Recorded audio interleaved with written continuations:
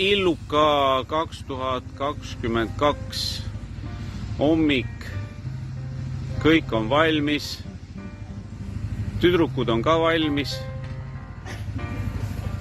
Vaatame, mis seal toitlustuses käib, seal on ka juba pudrud valmis vist või see vorstikesed. Nii sõitjad on ka seal midagi kohmitsevad. Nii et kõik on võidusõiduks valmis.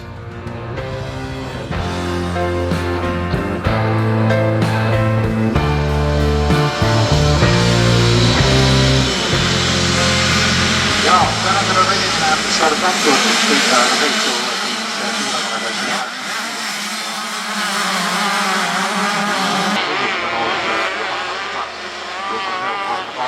suuremale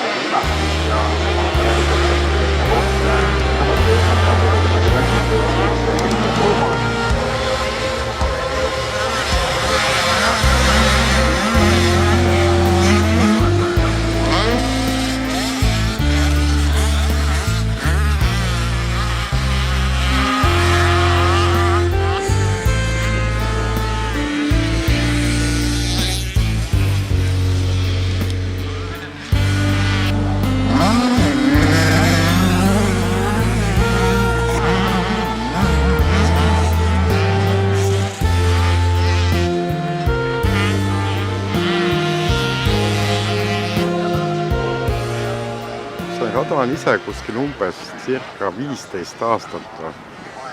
Ega iga aasta seal ei ole võistlusi olnud ka. Siin on vahepeal nagu ära jäänud. Meie ise isiklikult oleme korralt 3. võistlus oli see nüüd see aasta. Täispikkus peaks olema tal 5050 täispikkus. See on siis see keskuskrossi rajapikkus. Aga see lühem rada, krossi rada on 2 millegagi. Ja miinimumraja pikkus ongi siis 5 kilomeetrit keskuskrossi. Üks sirg ei tohi üle 100 meetri pikku olla näiteks ja hüppete pealt nagu ei olegi, et palju peab olema. Illuka rada on ikkagi, ta on nagu liivarada ja siin nii järski ja nii tegevaid hüppeid ei ole. On ohtlikumalt, ütleme, mis on hästi tehnilised rajad, kus on palju hüppeid ja tehnilist. Et need on nagu muidugi ohtlikumad ja suured hüpped ja nii-öelda staadioniklassi rajad.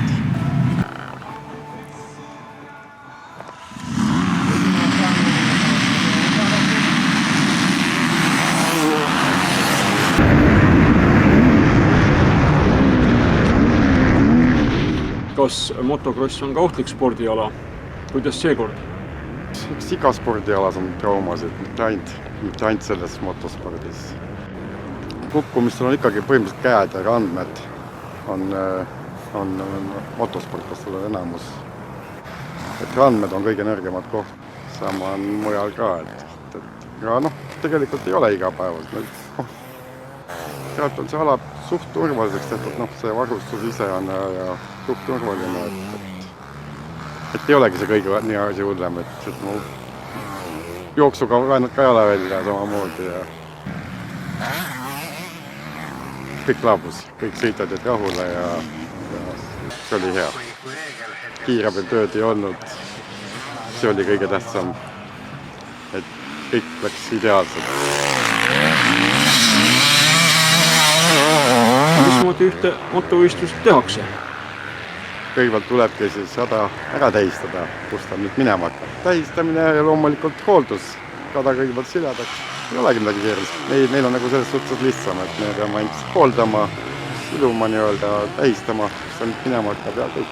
Igapäevaselt, ütleme, oli seal 3 inimest, igapäevaselt.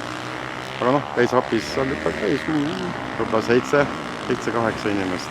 Missugune peaks olema üks õige krossirada? Eks see ongi, et pealtvaatajatele oleks huvitav ja sõitjale oleks huvitav. Pealtvaatajale oleks huvitav, mida oleks rohkem näha. Ja sõitjale ka huvitav muidugi, et on ikka rada just tähistatud ja lai ja hooldatud ja siis on ka sõitjale huvitav. Kuidas sõidu üle arvestust peetakse? Igal mootorrattal on siis omad andurid peal ja sõidavad siis sellest finišibussist alt läbi, seal raja alt jooksevad raadid läbi ja siis loeb see arvuti iga ratast erinevalt. Kui aeg kukub, siis kas või seal keskmine mees või viimane mees, siis tema lõpetab nii-öelda esimesena. Et kui ongi esimene mees, tema läks juba jõudis teisele ringile minna veel, 21. ringile, eks ju, ja teine mees veel ei jõudnud, siis nii kui aeg kukub täis, nii võetakse kohe maha. Millistes masinaklassides võisteldakse? Meil nimelt täna siin sõitsid 65 kuubikut poisid, 85, nemad sõitsid natukene ka lühemat rada. Suured mehed ikka 50 kuubikulisega ei sõida, eks ju, et ütleme alates selle 25 kuubikut ja üles. Siis seal nagu lähevadki klassid, seal ongi siis E1, E2 klass, E1 on siis 250 ja E2 on siis 450 kuubikut ja tuur on tänaval legaalne. Tulede ja viledega ja võib isegi tänaval sõita, numbriga registreeritud, seisujalaga. Quadid ongi nagu sportklass rohkem, et nad on ikkagi kiiremad kui ATV-d. Sellepärast nad tahavad ka eespool minema. ATV-d on nagu 4-rattaveolised, nad on ka võimsamad ka ja raskemad ja suuremad. Naised sõidavad samamoodi nagu mehed, viimane võistlus, korraldasime minu meelest ainult 2 naist, aga üldse tuleb naisi kõik aasta, ikka tuleb juurde, tuleb. See on väga lahe. Praegult nad veel sõidavad koos, aga ma tean, et tahetakse ka naistele eraldi starti teha. Võib-olla isegi on kuskil vist olnud, et kuna naised praegult on nii vähe, et see puur ei tule täis, siis nad sõidavad praegult momendil meestega koos ikkagi. Missugune peaks olema üks õige motosportlane? Motosportlased. Kõike peab olema samamoodi, et nagu sportlastel ikka. Alustades mõistusest kuni täiesti sitkuseni välja. 2 tundi sõita on ikkagi ütleme üpris raske. Oleneb muidugi rajast ka, eks ju, aga ikkagi 2 tundi rössi sõita niimoodi kiiresti on ikka väga füüsiline. Kes üleüldse võib siin võistelda? Hobiklassi saad täitsa vabalt sõita üks, kes tahab. Peaasjalt mootorrattas vastaks nõuetele. Eelnev tehnokontroll vaatab ikka ratta üle enne startinud kindlasti pidurid, keebli otsad. Ta oleks ikka turvaline nii endale kui teistele sõitjatele. See on nagu visuaalne kontroll tehakse ikkagi kõikidele ratastele enne ära. Ja sama ka varustusega, sõita enda varustusega. Ja kes selle kõik kinni maksab?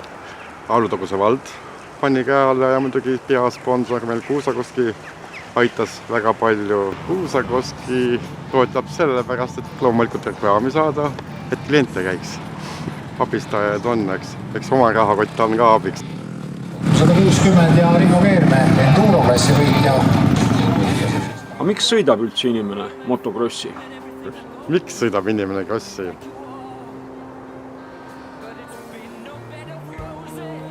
See on lihtsalt väga fun. Ei oskagi öelda. Saab kodust välja värske õhk. Sõbrad, kõik on koos. Lahe.